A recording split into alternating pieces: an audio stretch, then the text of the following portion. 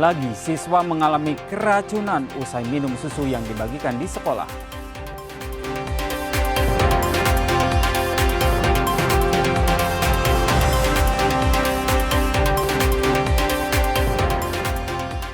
TPA Sarimukti batasi kuota pengiriman sampah dari Bandung Raya.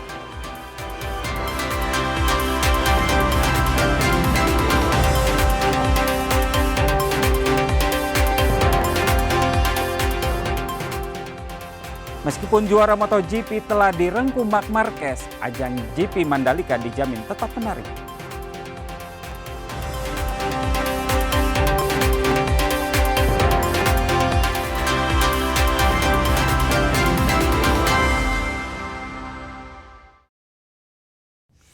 Selain ketiga informasi utama tadi, kami masih memiliki informasi menarik lainnya. Saya Hendanun akan menemani Anda dengan berita independen terpercaya. Kita simak Kompas Jabar selengkapnya.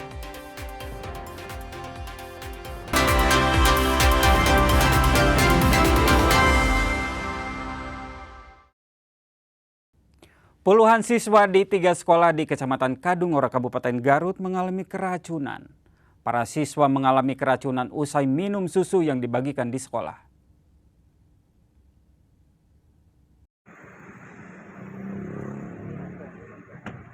Puluhan siswa dari 3 sekolah SD dan SMP di Kecamatan Kadungora, Kabupaten Garut dilarikan ke puskesmas karena keracunan. Pihak puskesmas Kadungora bersama Dinas Kesehatan dan petugas gabungan dari TNI, Polri, BPBD, serta PMI melakukan penanganan. Kepala Puskesmas Kadungora, Noni Cahyana bilang pihaknya belum memastikan penyebab keracunan massal yang dialami para siswa ini. Namun berdasarkan keterangan, sejumlah siswa mengkonsumsi susu. Jumlah siswa yang dirawat sebanyak 25 orang dan mengalami keluhan yang sama, yakni mual-mual, mules, dan muntah.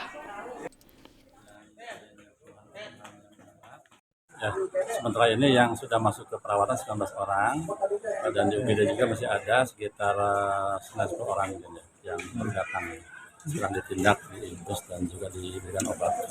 Kalau penyebabnya seperti apa, Pak? Penyebabnya mungkin kalau dia diwawancara atau juga hasil dari keterangan itu makan atau minum susu, tapi nggak tahu, saya juga kurang tahu. Tapi intinya adalah bahwa anak sekolah ini setelah makan makanan kemudian ada keluhan mual muntah dan langsung datang ke puskesmas Kadungora. Hingga berita ini dibuat, pihak SPPG belum memberikan keterangan resmi terkait peristiwa tersebut. Ridwan Mustafa, Kompas TV, Garut, Jawa Barat.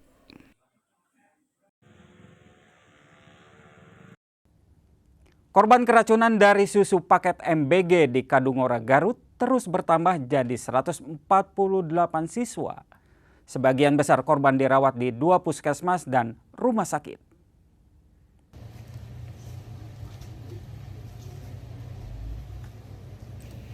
...148 siswa ini berasal dari 4 sekolah, yakni SMP Negeri 1 Kadungora, SMP PGRI Kadungora, SDN 3 Talaga Sari, dan SMA Anissa. Jumlah korban keracunan yang masih dirawat di Puskesmas Kadungora berjumlah 59 orang dan di Puskesmas Leles sebanyak 33 orang, serta yang dirujuk ke RSUD Dr. Slamet Garut sebanyak 3 orang. Sementara itu pasien rawat jalan berjumlah 53 orang. Keracunan ini pun tak hanya menimpa siswa saja, melainkan seorang penjaga sekolah pun turut menjadi korban keracunan. Lili, penjaga sekolah, bilang dirinya mengalami gejala yang sama dengan pasien lain dan dia mengaku langsung lemas, mual, dan pusing usai minum susu bantal. Ditambahkannya, ia berniat untuk mencicipi makanan MBG dengan menyantap jatah pelajar yang tidak hadir di sekolah, termasuk mengkonsumsi susu. Tak disangka akhirnya menjadi korban keracunan. Datang jam 8, susu pertama yang datang, susu KPNS, coklat, dibagikan jam 10, lebih ya istirahat, jam 10 dibagikan. Sudah dibagikan langsung disebar karena sebelum dibagikan saya minum dulu. Saya yang kena ini. Banyaknya kejadian keracunan dari makanan bergizi gratis MBG di berbagai wilayah di Jawa Barat, Gubernur Jawa Barat Deddy Mulyadi akan membentuk satuan tugas untuk mengawasi Dapur Satuan Pelayanan Pemenuhan Gizi atau SPPG.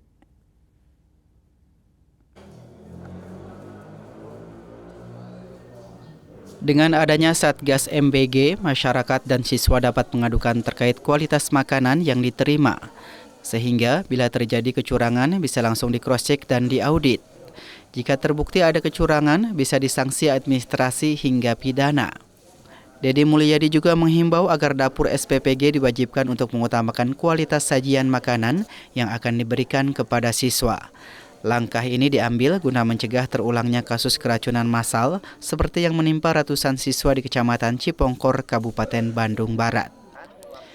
Saat ini ada puluhan SPPG atau penyedia makan bergizi gratis yang dihentikan sementara pasca adanya keracunan massal di Jawa Barat. Pemerintah Provinsi Jawa Barat akan fokus pada peningkatan kualitas MBG. Ya, kita fokus saja pada peningkatan kualitas MBG dan kemudian yang diberhentikan kan mereka yang menjadi pelaksana atau SPPG ya istilahnya. SPPG yang bekerjanya tidak sesuai dengan standar. Dan yang paling utama nanti minggu depan kita bikin MOU, kita bikin Satgas, dan kita bikin aturan-aturan yang bisa mengikat semua pihak. Misalnya begini, nanti ada layanan pengaduan. Jadi pengguna atau penerima manfaat MBG ini, manakala makanannya tidak sesuai dengan jumlah angka 10.000, maka dia nanti posting, dimasukin ke media sosial, atau dimasukin ke grup WA pengaduan. Nah dari WA pengaduan itu nanti akan melakukan recheck, kemudian dianalisis dan diperiksa oleh auditor.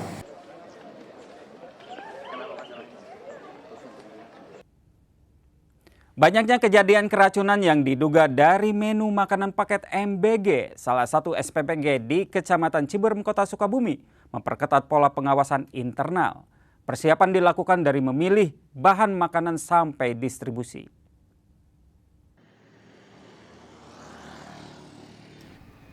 Tim SPPG Kecamatan Ciberem di Jalan Sarasa, Kota Sukabumi mulai menyediakan makanan untuk anak-anak sekolah. SPPG ini menjadi wadah edukasi gizi serta pemberdayaan ekonomi lokal dengan melibatkan pegawai sebagai tim dapur.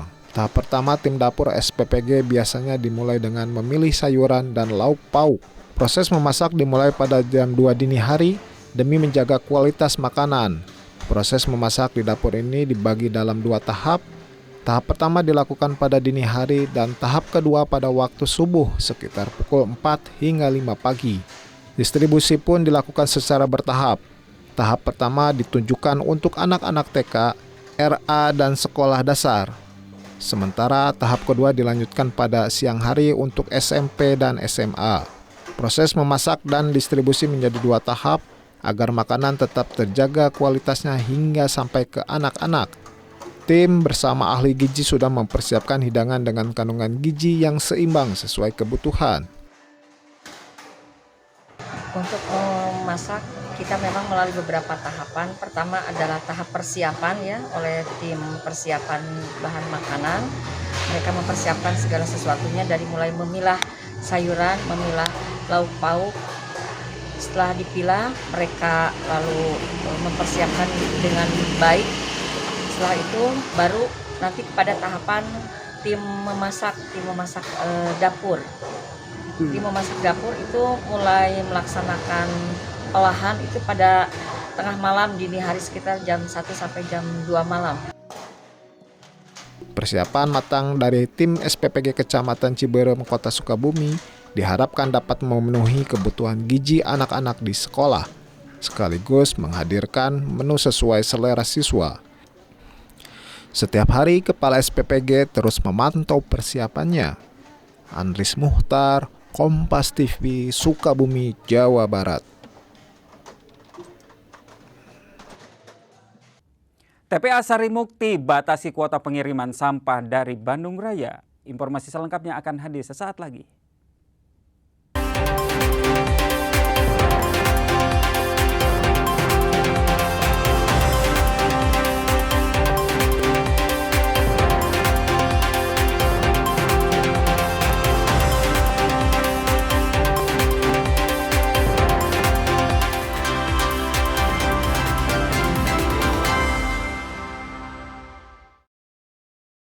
Pemerintah daerah Kabupaten Sukabumi akan membantu SD Negeri Cibitung Ciracap menyediakan bangku dan meja sekolah.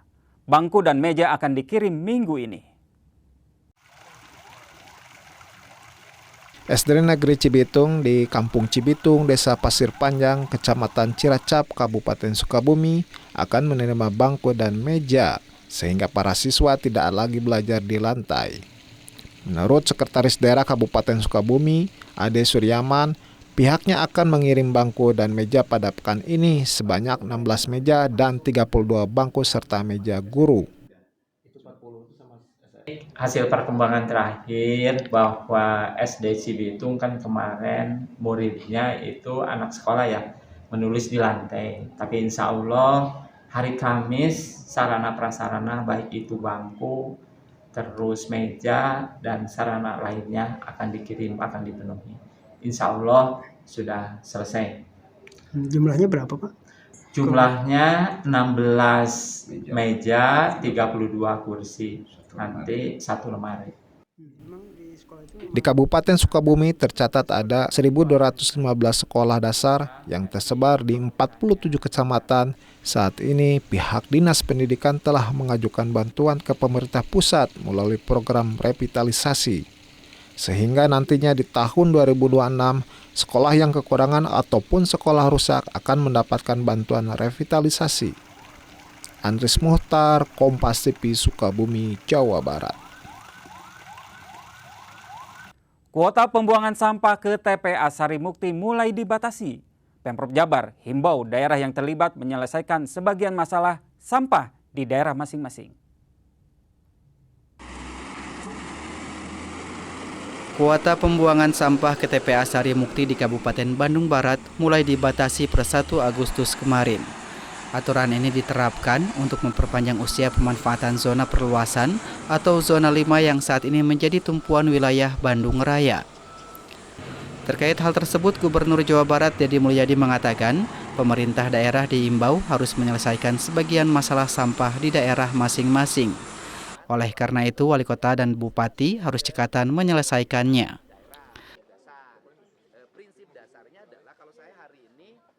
Ya Sarimuktinya berproblem kan, kalau semua numpuk terus nanti problem. Agar tidak berproblem maka sebaiknya diselesaikan sebagian di daerahnya masing-masing agar Sarimukti tidak menanggung beban yang terlalu tinggi karena nanti jadi musibah. Tapi di beberapa ruas jalan Pak, tumpukan sampah itu sering masih. Wali kota dan bupatinya harus cekatan. Berdasarkan surat edaran Sekda Jawa Barat, kuota sampah Kota Bandung yang biasanya 1.200 ton sehari, kini dibatasi menjadi 981 ton per hari. Tim Liputan Kompas TV, Bandung, Jawa Barat. Kesal dengan ulah balapan liar, 2 orang pemuda menganiaya warga yang sedang nongkrong. Tidak berselang lama, 2 pelaku pun dijemput paksa polisi tidak jauh dari rumahnya.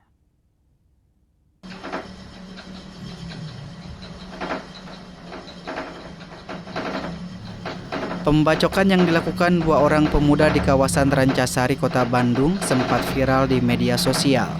Namun tidak berselang lama, petugas dari Polrestabes Bandung meringkus 2 pemuda tersebut tak jauh dari rumahnya. Kedua pelaku ini nekat menganiaya korban yang sedang nongkrong dan menduga korban adalah pelaku balapan liar. Tindakan ini dilakukan pelaku karena merasa resah dengan aksi balapan liar di wilayahnya. Pelaku melampiaskan kekesalannya dengan cara menganiaya 2 warga itu dengan menggunakan golok dan stick golf. Jadi korban itu ada 2, yaitu di atas nama Ahmad Hussein, di TKP-nya di Jalan Nuwasasari, dan satu lagi di TKP di Desa dan Raya Cipamokolan atas nama Azhar Ramadan Putra. Jadi kejadiannya menurut keterangan hasil pemeriksaan bahwa yang bersangkutan yaitu tersangka di belakang saya ini merasa keberatan dengan adanya balap liar di wilayah tersebut, sehingga menduga korban yang lagi nongkrong itu adalah korban yang diduga akan melaksanakan balap liar. Akibat perbuatannya, para tersangka dijerat pasal 351 KUHP tentang tindak pidana penganiayaan dengan ancaman hukuman 5 tahun penjara. Andri Iskandar, Kompas TV, Bandung, Jawa Barat.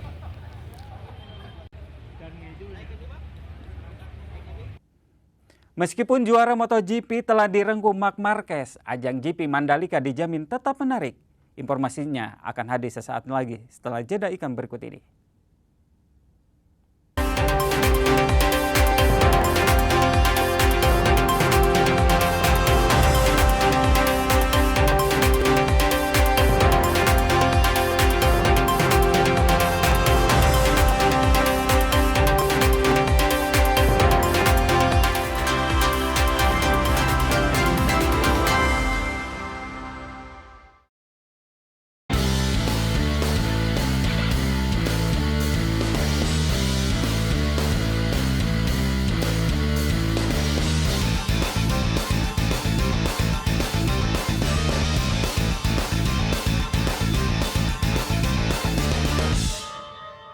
Walaupun gelar juara MotoGP telah direngkuh Marc Marquez, GP Mandalika dijamin tetap menarik.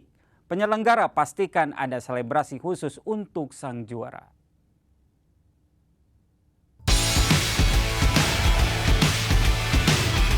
GP Mandalika menjadi seri spesial bagi tim Pertamina VR46. Selain GP Misano Italia, Mandalika dianggap sebagai rumah kedua bagi tim ini. Alasan inilah yang membuat Pertamina VR46 mendesain khusus tampilan motor dan baju balap spesial untuk turun di GP Mandalika. Tampilan khusus ini diluncurkan Selasa sore di Jakarta. Selain menghadirkan dua pebalap tim, Fabio Di Giannantonio dan Franco Morbidelli, acara ini juga dihadiri pemilik tim sekaligus legenda hidup MotoGP, Valentino Rossi. Rossi bilang pihaknya serius menyiapkan tim untuk turun di GP Mandalika, termasuk tampilan khusus ini.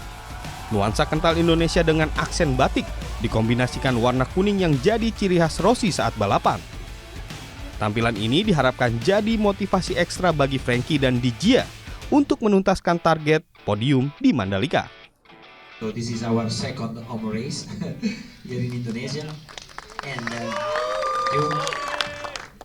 we decide like last year to have a special bike, a special livery. That for me at the end the result is fantastic, and is the fusion of the color of me and our team, that is the yellow, with the color of the Indonesian flag, that is white and red. So at the end the bike is fantastic, and I hope that we can be very competitive during the weekend, and Franco and Diza can enjoy and can be fast and try to arrive on the top. Rangkaian seri GP Mandalika akan dimulai pada 3 Oktober. Kendati Marc Marquez telah menyegel gelar juara dunia, balapan dipastikan akan tetap seru. Apalagi bagi Frankie dan Di Gia yang masing-masing berada di posisi 5 dan 7 klasmen sementara. Angga Nurizky, Bimo Wicaksana, Kompas TV, Jakarta.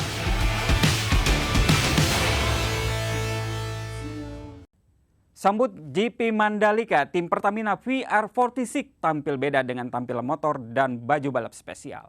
Fabio Di Giannantonio dan Franco Morbidelli akan turun lintasan dengan nuansa Indonesia berbalut ciri khas Valentino Rossi. Terima kasih sekali atas kehadirannya, dan ini adalah momen yang sangat spesial. MotoGP seri Mandalika siap digelar mulai 3 Oktober. Ini jadi penyelenggaraan keempat ajang balap kuda besi bergengsi mentas di bumi Nusa Tenggara Barat. Dalam konferensi pers di Jakarta, penyelenggara memastikan kesiapan venue dan sarana prasarana pendukung telah rampung. Tak hanya jadi tuan rumah ajang balap dunia, GP Mandalika juga dipastikan menjadi pendukung program Sport Tourism Kemenpora dengan pelibatan unsur lokal seperti UMKM.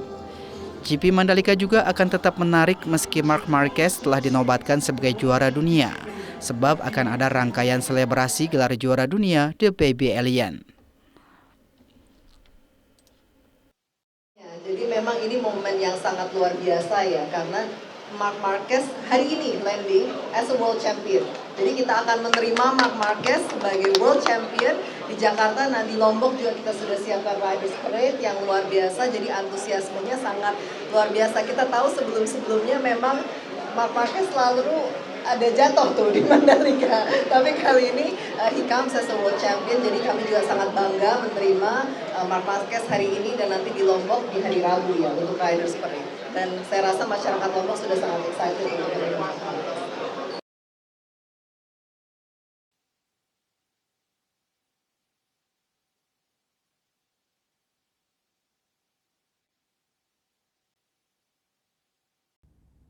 Rider asal Kediri, Lantian Huan, berhasil merebut gelar juara umum pada putaran keempat kejuaraan Trial Game Dirt 2025 di Sukoharjo, Jawa Tengah.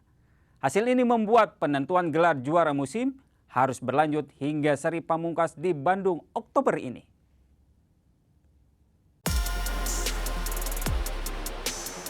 Para rider elit nasional beradu cepat di sirkuit Gentan, Sukoharjo, Jawa Tengah. Rider asal Kediri, Lantian Juan, tampil konsisten dan berhasil menjadi yang tercepat dengan total 91 poin, unggul tipis 1 poin dari rider asal Boyolali, Asep Lukman, yang harus puas di posisi kedua dengan 90 poin. Berkat keberhasilannya menjadi juara di kelas campuran Open dan runner-up di FFA Open, Lantian Juan dinobatkan sebagai juara umum seri keempat dengan total 47 poin. Lantian Juan mengungguli M. Zidan yang mengumpulkan 43 poin dan selisih 7 angka dari Ananda Rigi yang mengemas 40 poin. Putaran kelima Trial Game Dirt 2025 akan digelar di Bandung 26 hingga 27 Oktober 2025 mendatang. Bandung akan menjadi kota pamungkas sekaligus penentu siapa rider terbaik musim ini. Nikolus Irawan, Kompas TV, Sukoharjo, Jawa Tengah.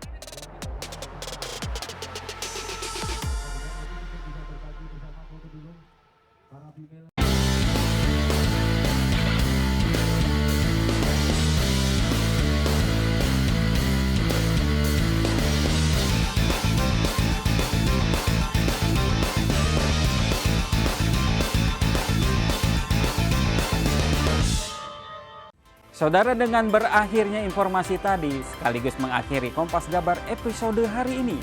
Saya Hendanun beserta kru yang bertugas mengucapkan terima kasih dan sampai jumpa.